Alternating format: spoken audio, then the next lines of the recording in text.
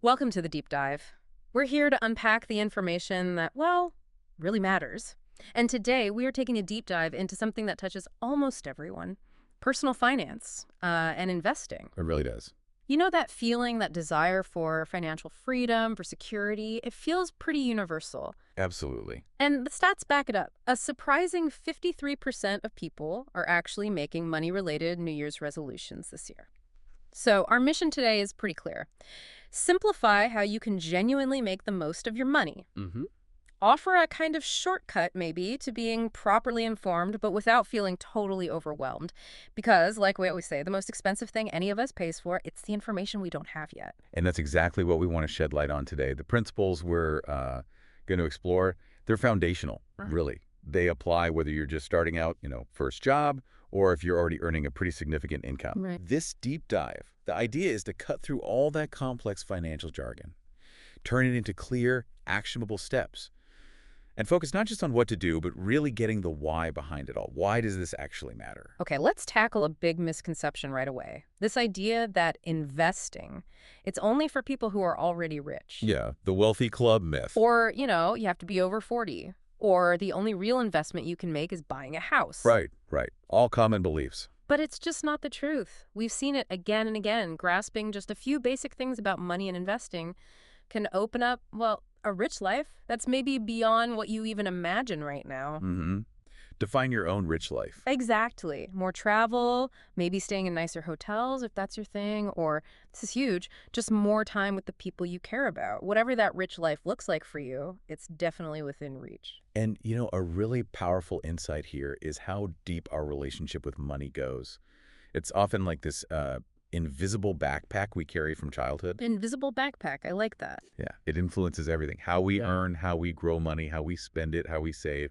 And then there's this trap a lot of people fall into, the ostrich effect. Burying your head in the sand. Precisely. It's a cognitive bias where people just actively avoid looking at negative financial stuff, usually out of fear. But that avoidance, that's what keeps them stuck, ultimately. And that leads straight into that paycheck to paycheck cycle, doesn't it? When you're stuck there, you kind of become the prime customer for everyone else. Unfortunately, yes. Banks love it, right? They sell you high-interest credit cards, maybe payday loans. They make money while you're stuck in debt. Corporations love it, too. You're always buying the next new thing. Mm-hmm. Constant consumption. Even governments, in a way. Yeah. Employees often carry the heaviest tax burdens, so you end up, making everybody else rich, often at your own expense. Which brings us to the absolute critical first shift. You have to prioritize making yourself rich first. Pay yourself first. Heard that one before. But it's true. It means first, sealing the holes in your spending. If you're in what we call the financial danger zone, and that means you don't have even $2,000 saved for emergencies and you're carrying credit card debt, then honestly, drastic changes are needed. Like what kind of changes? It could mean cutting things like eating out all the time, or maybe canceling a few streaming services you don't really watch. And it's not just about saving the cash, it's also about freeing up time. Maybe 2 hours a day you get back, time you can use to learn, maybe work a side hustle, generate more income. I can definitely relate to that idea of sacrifice. Early on, I made a really conscious choice to just focus intensely on building a business. And honestly, it meant almost zero social life, no dating for a while. It takes discipline. It does.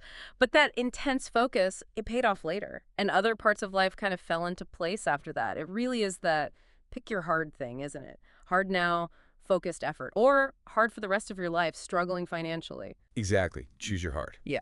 And once you start making those shifts, that's when the power of automation in your finances becomes, incredibly clear. Okay, automation. How does that work in practice? Picture this. You set up a system. Money automatically moves from your checking account to your savings. Maybe you have sub-accounts and savings for goals, like a vacation fund or a down payment for a car. Right, earmarked money. Yep. Then, from savings or directly from checking, money automatically flows into your investment accounts. This whole system, it enables what I call guilt-free spending. Guilt-free spending, tell me more. Because you know your savings and investments are growing automatically in the background. And your credit card bill, it's set up to be paid off in full automatically every single month. The beauty is you invest maybe a couple of weeks setting this up properly. A bit of upfront effort. Exactly. And then you genuinely never have to think about it again. It just happens. Wow. That's a fundamentally different way of managing money than most people practice. So, okay, we've got the mindset shift, the idea of automation. Let's lay out that clear, actionable roadmap, building the foundation. Right. Before you even think about investing a single dollar, there are three crucial steps. First, build your peace of mind fund. Okay, peace of mind fund. What is it? Calculate 1 month of your absolute core living expenses. That's your rent or mortgage, basic utilities, minimum debt payments, car payments, the essentials. Whatever that number is, save that amount first. And this isn't for investing? Absolutely not. Yeah. Not for holidays, not for a new gadget. It's purely a buffer for life's inevitable curveballs. Yeah.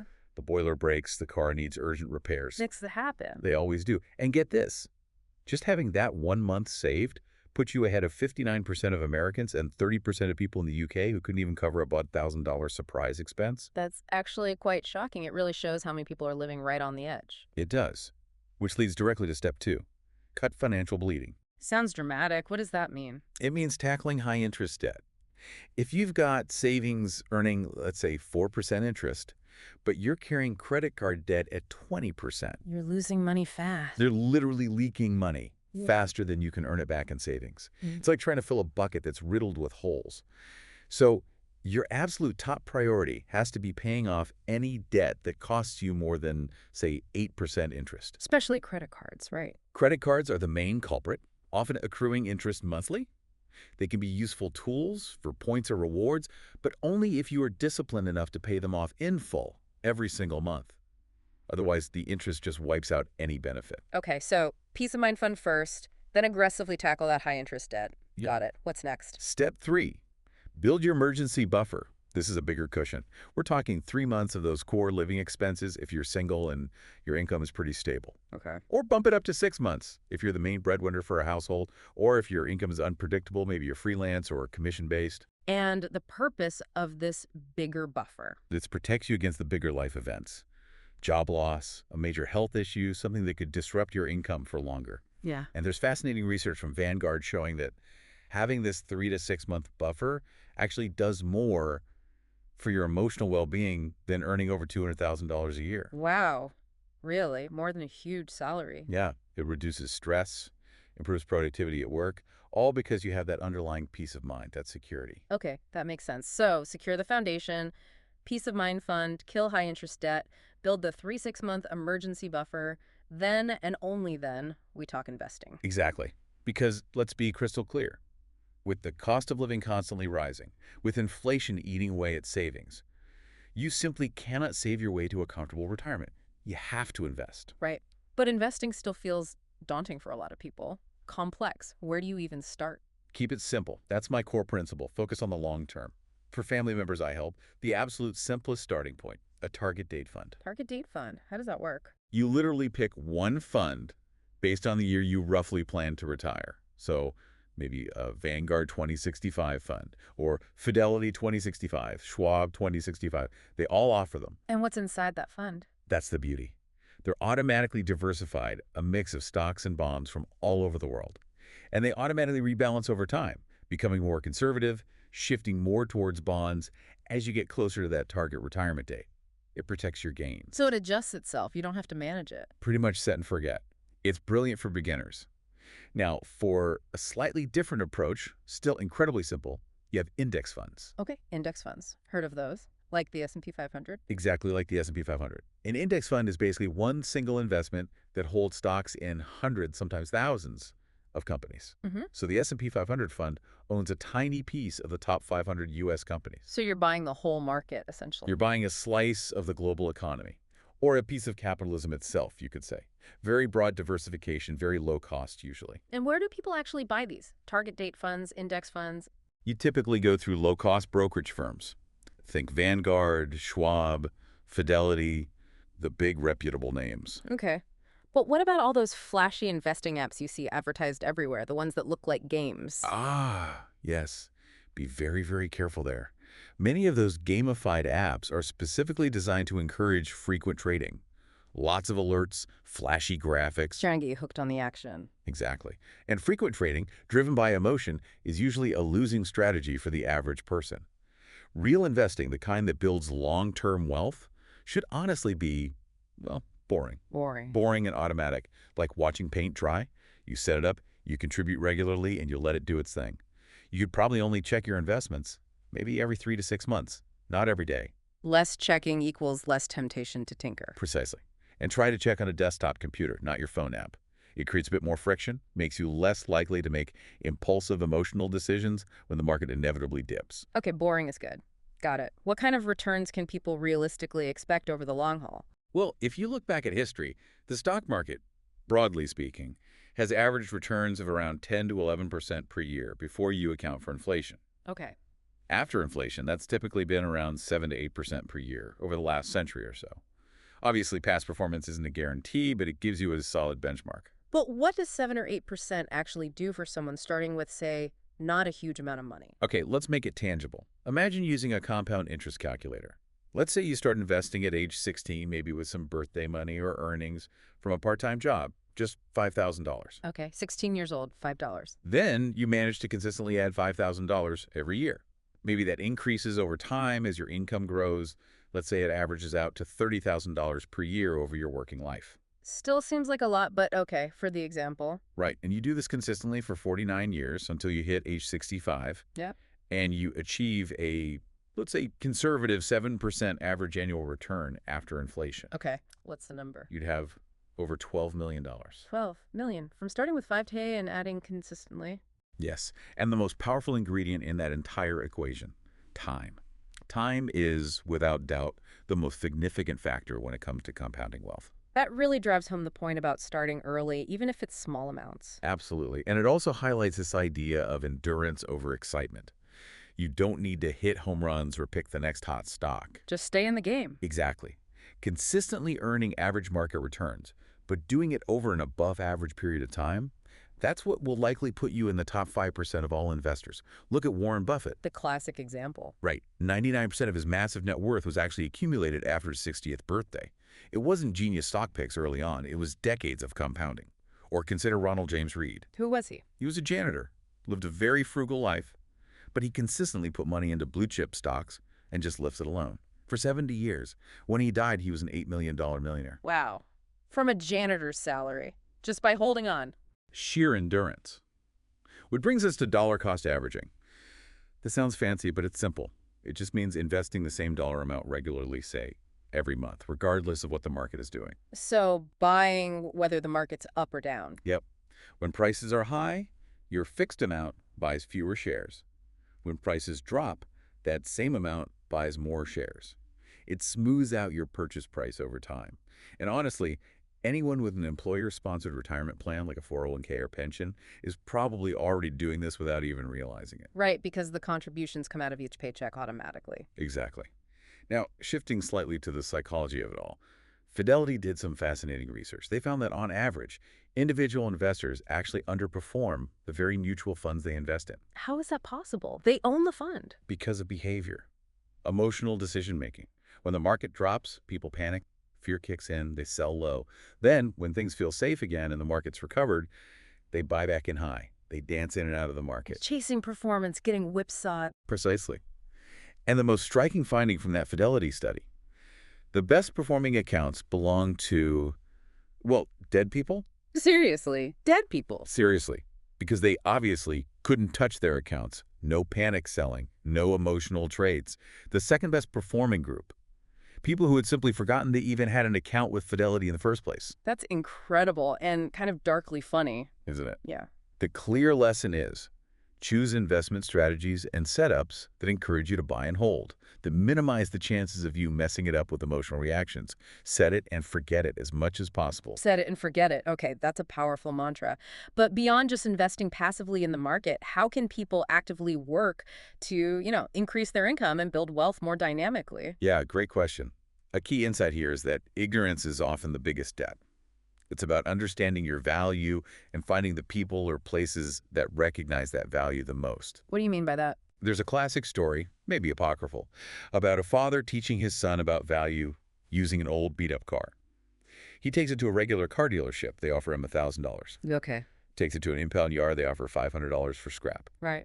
Then he takes it to an antique car club, and they recognize it as a rare historic model worth $100,000. The car itself didn't change. But the audience did, the context. Exactly. The environment and the people who understood its true value changed everything.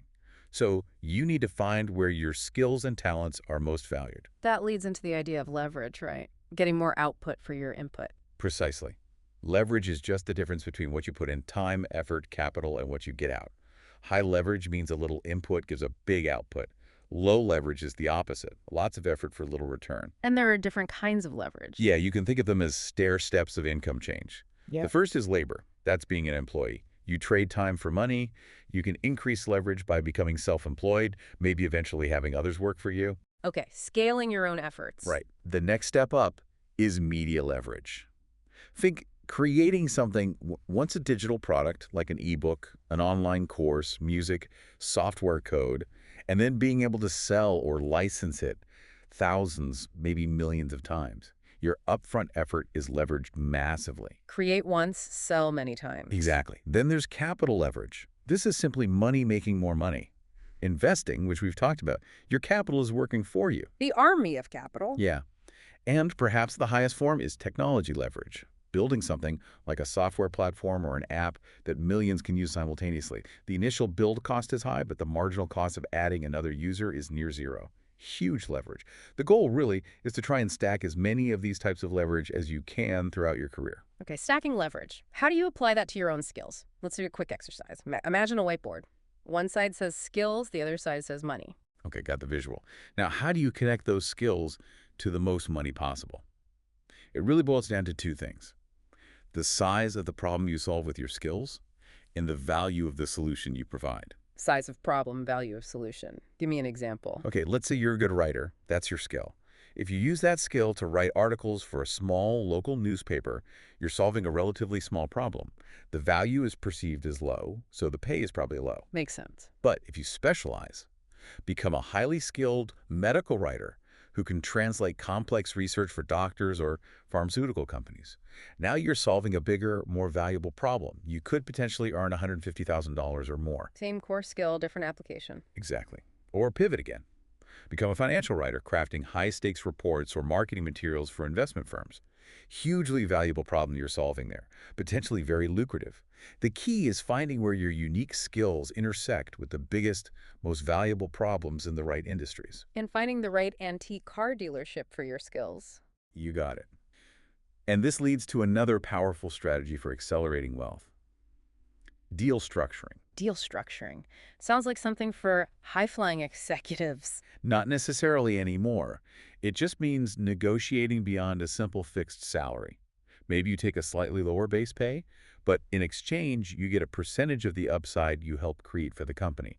Equity, profit sharing, commission on deals you bring in. So you get a piece of the value you generate. Exactly. I know someone, a friend, who took a short 6-month marketing contract with a biotech startup because they understood how to structure a deal that included stock options. Okay. When that company eventually had a successful IPO, their payout from those options was around $10 million. And $1 million from a 6-month gig. Yes, because they had leverage through the deal structure. And honestly, as my friend put it, any kid with decent social media skills who knew how to structure a deal could potentially have done something similar in that situation. Wow. So learning how to negotiate, how to structure deals, that's a really valuable skill in itself. It's arguably one of the most valuable skill sets in the world today. And the good news is, it's not gatekept like it used to be. Information on how to do this is much more available now. Okay, that's a powerful idea, structuring deals for upside. Now, let's shift gears a bit. Let's talk about something the average person maybe doesn't think about much, but the wealthy absolutely master: the tax game. Yes. Taxes. It's crucial to understand that tax avoidance, which is completely legal tax planning, is a fundamental skill for building serious wealth. And just to be clear, we're reporting here on the strategies discussed in our source material, not necessarily endorsing any specific approach ourselves. Absolutely. It's about understanding the rules of the game as they exist. Take large multinational companies, like Apple, for example. They use complex but legal strategies, like licensing their intellectual property, their brand, patents to subsidiaries they set up in countries with much lower tax rates, like Ireland historically. How does that help them? Well, the U.S. part of the company pays large licensing fees to the Irish subsidiary. That reduces the profit, and thus the taxes, paid in the high-tax U.S. The income shows up in the low-tax Irish subsidiary, where it's taxed at a much lower rate. This legally lowers their overall global tax bill. And pretty much every major corporation does variations of this. Okay, so that's corporations. What about wealthy individuals? You hear stories about them paying surprisingly low tax rates, right? Sometimes like 6 or 8%. While super earners, people with high salaries, pay much more. How do they do it? Right. There are several common strategies. One major one is borrowing against assets instead of selling them. Borrowing instead of selling? Why? Let's say you own $10 million in Amazon stock and it cost you $1 million originally. If you sell it, you have a $9 million capital gain, and you'll pay significant taxes on that gain. Okay. But instead of selling, you go to a bank and take out a loan for, say, $2 million, using your $10 million stock portfolio as collateral. Yeah. You get the cash you need, tax-free, because loans aren't income. And this. The stock stays in your portfolio, hopefully continuing to grow. You can live off the loan proceeds. Eventually, the loan might be paid off. Maybe when you pass away, the assets go into a trust, potentially passed to heirs with a step up in basis, meaning the capital gains tax disappears. Yeah. Elon Musk is famously known for borrowing billions against his Tesla stock tax-free. Wow. Okay. Borrowing against assets. What else? Second strategy, state arbitrage, moving your residency. Like Jeff Bezos moving from Washington state to Florida. Exactly. Washington has capital gains tax now. Florida has no state income tax at all. If you're planning to sell a huge amount of stock or realize massive capital gains, moving your primary residence to a no-income tax state before you do that can save you literally hundreds of millions in state taxes. It's not just about the sunshine. Strategic relocation. Got it. What's number 3? Third, and this is more specific to the U.S. but very powerful, qualified small business stock or QSB stock. It's under Section 1202 of the tax code. QSB stock. Never heard of it. Most haven't. If you invest in a qualifying small business, generally valued under $50 million at the time of investment, and you hold that stock for more than 5 years. Okay. When you eventually sell that stock, the first $10 million of your capital gains, or 10 times the amount you originally invested, whichever is greater, can be completely federal income tax-free. 10 million tax-free. Or 10x. Yes. I had a personal experience with this. I invested $2.5 million in a company that qualified. It went through some rough patches, even bankruptcy, but eventually turned around. Because of the QSB rules, the first $25 million I made from that investment was entirely tax-free. That's astounding. $25 million tax-free. It's a very specific rule, often requires expert advice to navigate, but incredibly powerful if you're investing in or founding startups. So tying this all together, you mentioned super earners versus super owners. Can you explain that difference again? Yeah. A super earner is someone who makes a very high salary, a top surgeon, a law firm partner, a CEO. They earn a lot, but they also tend to pay very high income tax rates, often 40, 50% or more when you combine federal and state. Right. High income, high taxes. A super owner, on the other hand, generates most of their wealth not from salary, but from owning assets, stocks, businesses, real estate, and benefiting from their appreciation and sale. Because capital gains are often taxed at lower rates than ordinary income, and because of strategies like borrowing against assets or QSB stock, their effective tax rate can plummet, sometimes down to single digits, even if their wealth is growing massively. So the goal isn't just to earn more, it's to own more. That's the fundamental shift in thinking. Become an owner, not just an earner. This really highlights the massive difference good tax advice can make. It sounds like there's a whole layer of strategy that most people aren't even aware of. It's often described, yeah, like someone pulls back a curtain and you suddenly see a completely different game being played by those who understand the rules. The variance in outcomes is shocking. So the key takeaway, especially for younger listeners. Focus on becoming an owner. Build that army of capital, however small it starts, that goes out and works for you, grows for you, compounds for you day and night. That's how you build real, lasting wealth and play the long game effectively. Okay, army of capital. Got it. Now, let's zoom in on 2 of the biggest purchases most people make. Houses and cars. You had some, let's say, unconventional views on these earlier. Yes. Let's start with housing. My core argument is that buying a house should primarily be seen as a lifestyle decision, not mainly as a financial investment. That goes against pretty much everything we're usually told. Buy property, it always goes up. Well, historically, if you adjust for inflation, housing prices in both the U.S. and the U.K. have actually been remarkably flat over the very long term, like pancake flat. Wally, flat. But we've seen huge booms. The last 20 or 30 years have been a historical anomaly, driven by falling interest rates and other factors. People now expect that kind of appreciation to continue indefinitely. But the long-term data doesn't really support that. So borrowing hundreds of thousands of pounds or dollars for an asset that historically has barely kept pace with inflation. Financially, that's often been a losing proposition in real terms. Okay, but what about the alternative? Isn't renting just throwing money away? And what about the feeling of security, owning your own place? Those are valid points. The emotional aspect, the psychological comfort of owning, the stability, feeling like you have your own piece of the earth that's real and important, Right. but purely financially. Renting isn't necessarily throwing money away if it's cheaper than owning, and often it is. There are studies, for example, in many parts of the UK showing that when you factor in all the costs of ownership, mortgage interest, property taxes, like council tax, stamp duty when you buy, repairs, maintenance, insurance, renting the same property can actually be cheaper month to month. So if renting is cheaper, Then you can take that difference, the money you're saving by renting, and invest it. Maybe in that boring S&P 500 index fund we talked about. yeah. That creates a kind of forced mechanism of saving and potential growth that could outperform the house appreciation.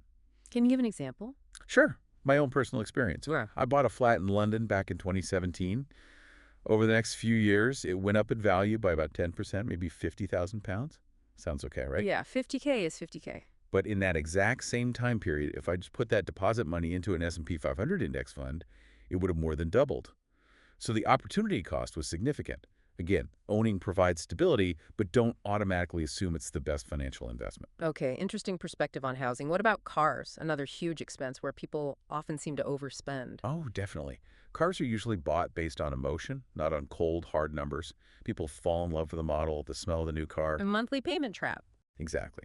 Dealerships are absolute masters at focusing you on the affordable monthly payment, distracting you from the total cost and the massive depreciation hit you take, especially with new cars. So what's the smarter way to buy a car?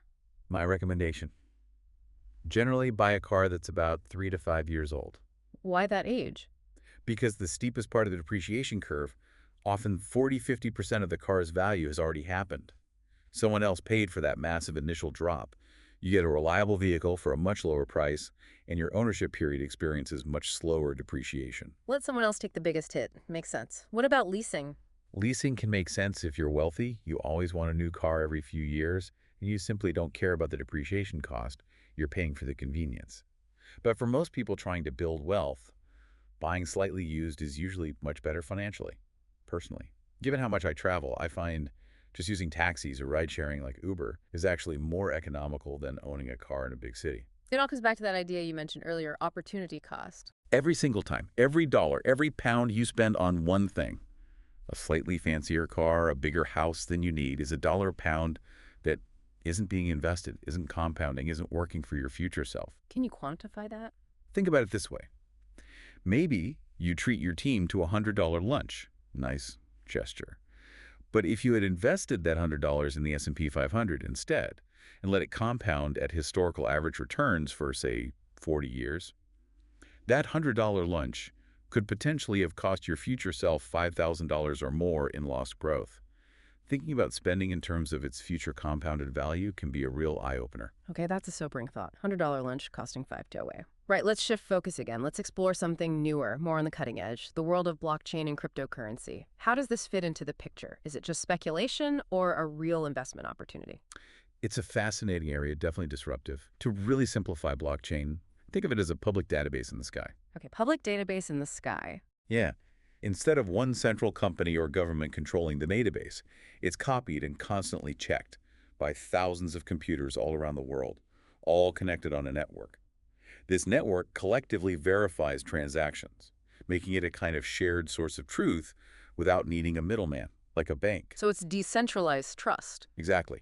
And the people, or computers, who help maintain and secure this blockchain network, they get rewarded for their effort, often with the network's native cryptocurrency. Assets built on these chains, like Bitcoin, often have built-in scarcity. There will only ever be 21 million Bitcoin, for instance.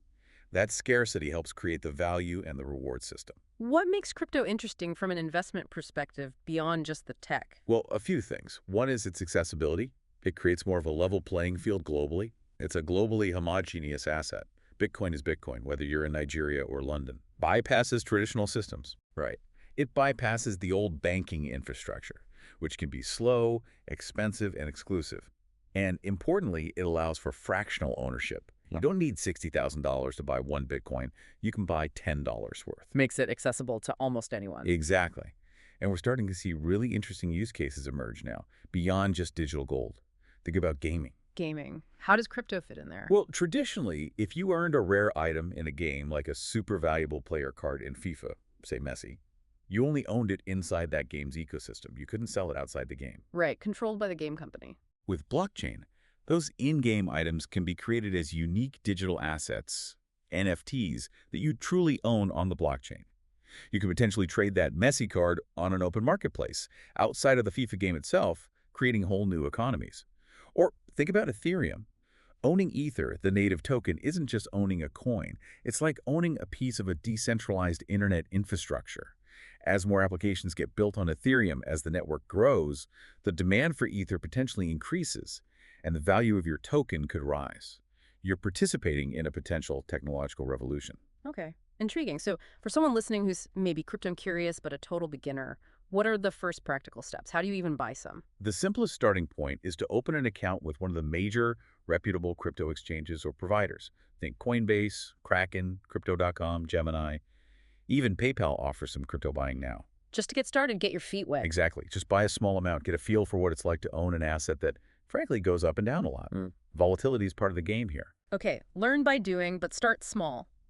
What about security? You hear horror stories about people losing their crypto. That's where self-custody comes in as you get more comfortable. You can use something called a ledger device or other hardware wallets. It looks like a little USB stick. Right, I've seen those. You move your crypto onto that device, and it's protected by something called a seed phrase, usually 12 or 24 random words. That phrase is your master key. As long as you keep that phrase safe and secret, only you can access your crypto. So it's truly yours, not held by the exchange. Correct. It cannot be frozen by a bank, seized by a government. Ugh. It's censorship-resistant money. It's like a modern way to achieve what people used to do by sewing gold coins into their tote lining when fleeing a country. It offers true ownership and control over your assets. Okay, but how much should someone actually allocate to crypto, given the volatility? Crucial point. I strongly advise that crypto should only ever be a very small percentage of your overall investment portfolio. For most people, probably less than 2%, maybe 5%, if you have a very high-risk tolerance and really understand the space. So speculative money you can afford to lose. Absolutely. Treat it as asymmetric upside potential, but only invest an amount you would be genuinely okay with losing completely. And critically, this is only something to even consider after you have built those solid financial foundations we talked about earlier, the emergency fund, no high-interest debt. Get the basics right first. Makes sense. Foundational first, then maybe a small allocation to higher risk-reward assets like crypto. Exactly. And my own personal, maybe slightly weird strategy that's worked best for me in crypto, secure the investment, maybe write down the seed phrase, put it somewhere really safe and hard to get to, and then basically try to forget about it. Almost like losing the password deliberately. Like the dead people in the Fidelity study, removing your ability to panic sell. Precisely. It takes the emotion out. Those crypto investments I essentially locked away and couldn't easily trade. They've performed far better than the ones I could fiddle with. It forces the long-term hold. Interesting psychological hack. Okay, we've covered a lot of ground, from mindset to investing to crypto. Let's broaden out again and talk about the human side of money, how it impacts our lives, our well-being, our relationships. Yeah, it's huge because money isn't just about spreadsheets. It's deeply emotional. A simple framework I like for managing your actual take-home pay, your net income, is the 65-20-15 rule. 65-20-15, break that down for me. Okay. 65% of your take-home pay goes towards your fundamental needs. That's your core living expenses. Housing, utilities, food, transport, minimum debt payments, the absolute essentials. 65% for essentials, got it. Then 20% is allocated for fun spending. This is your discretionary money. Hobbies, entertainment, eating out, travel, pottery classes, whatever brings you joy. The lifestyle stuff. Okay, 20%. And the remaining 15% is for future you. This bucket covers all your savings, your investments beyond the minimum, and any extra payments you're making towards debt. 15% for the future, so 65-20-15. Right. Now, obviously, these are guidelines. If you're currently living paycheck to paycheck, maybe that 65% is actually 80% or 90%. Yeah. In that case, you'd need to drastically reduce the fund spending category, maybe down to 5% or even 0 for a while, to free up more for future use, Whoa. specifically for building that emergency fund and paying down debt. So you adjust the dials based on your situation, but aim for those targets. Exactly. And connecting this back to spending traps, beyond the big ones like houses and cars, be aware of the small leaks. Grocery stores, for instance, are geniuses at marketing. End caps, special offers, store layout. It's all designed to make you spend more than you planned. The impulse buys near the checkout. Classic. And think about technology.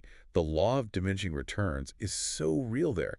Your first smartphone was life-changing, right? Huge jump in happiness and utility. But does upgrading from last year's iPhone to this year's iPhone really give you the same proportional increase in joy? Probably not. Yet we feel pressured to keep upgrading. That's lifestyle inflation. Your spending automatically rising to meet or exceed your income. So the goal is to fight that, keep the gap wide between income and spending. Yes. Consciously widen that gap. Track your spending. Most banking apps make this easy now, or use a simple budget tracker. But the ultimate goal should be to consistently save and invest at least 10% of your gross salary, ideally more like 15–20% or higher as your income grows. Okay, widening the gap. Now, a really sensitive area, money and relationships. It's always cited as a top reason for arguments, even breakups. Why is it such a flashpoint? Often it comes down to a lack of transparency and, crucially, not having shared goals or understanding each other's money background. People come into relationships with totally different beliefs and habits around money, often unspoken. So how do you even start that conversation? It can feel awkward. You can ease into it. Maybe start with some hypothetical questions. If you're dating someone new, ask casually, "Hey, just curious, if you suddenly won $10,000, what's the first thing you do with it?" What does that reveal? It tells you a lot about their values. Do they immediately say, blow it on a holiday, or pay off debt, or invest it, or give some away? No right answer, but it reveals priorities. Interesting. What about for couples already together? Ask deeper questions, like, where did your beliefs about money actually come from? What was it like growing up? This builds empathy. Maybe their parents argued about money constantly, so they avoid the topic. Or maybe they grew up with scarcity, so they overspend now. Understanding the why behind their behavior is key. Understanding the invisible backpack. Exactly. And then you absolutely need to talk about concrete goals. What do our finances look like together in 2 years, 5 years, 10 years? What are we actually working towards? Shared vision. And practically, how do couples manage day-to-day finances? Joint accounts. Separate. A system I really like is having 3 pots. A team fund, a joint account for shared expenses like rent, bills, groceries. You both contribute to this, maybe proportionally based on income. Okay, team fund for shared stuff. Then you each have your own separate My Fund personal accounts for your own individual spending. Clothes, hobbies, going out with your friends. This gives you autonomy, reduces arguments about small purchases. No need to justify buying that pair of shoes to your partner if it comes from your My Fund. Team fund and my fund. I like that. Reduces friction. What about prenups? Still a bit taboo. Well, technically everyone has a prenup. Either it's the one you custom design with lawyers, or it's the default one defined by the laws of your state or country that dictates how assets are split if you divorce. It's just a question of which one you want. Their legal enforceability does vary a lot depending on where you live, though. Okay, good point. Shifting slightly, we hear the term passive income thrown around a lot online. Sounds dreamy, making money while you sleep. What's the reality? Passive income is real, but the term can be a bit misleading. It generally means income that doesn't require your direct active time or labor to generate at that moment. But it almost always requires significant upfront effort or capital or both. So it's not usually effortless. Rarely. Honestly, the simplest, most accessible form of relatively passive income for most people is investing in things like that S&P 500 index fund. You put the money in, upfront capital, and then it potentially grows and generates dividends over time with minimal ongoing effort from you.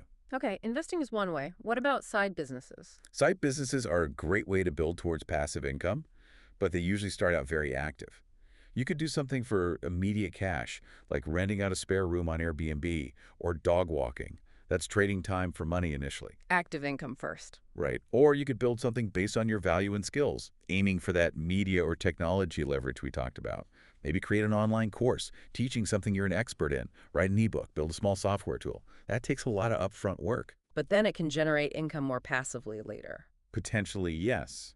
Once it's created, you can sell it multiple times without doing new work for each sale. Platforms like Stand.store, for example, make it relatively easy now for creators to package their knowledge and sell digital products, turning expertise into a business. Interesting. It sounds like building additional income streams often involves a journey, maybe starting active and aiming for passive. Very much so. And sometimes that journey involves making really big, scary changes. I can share a bit from my own experience. Please do. I actually left a high-paying banking job, took an 84% pay cut voluntarily, even walked away from a six-figure bonus that was about to land. Wow. Why would you do that? Was driven purely by wanting internal fulfillment.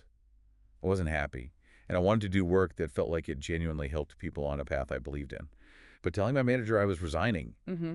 honestly, that was probably the hardest, most terrifying email I've ever sent. I can only imagine. The pressure, the expectations. Huge pressure.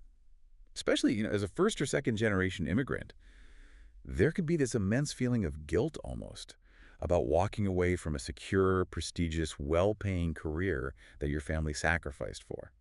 Breaking those societal expectations took enormous courage. So what advice would you give to someone listening now who feels maybe trapped in a job or situation that isn't fulfilling, but they're scared to make a change? My advice is consciously spend more time actively working on the path you want to go down than you spend around the people who are telling you why you shouldn't. Surround yourself with the future you want. Yes, and try to make your own inner voice, that gut feeling, louder than all the external noise and doubt, especially if the decision is largely reversible.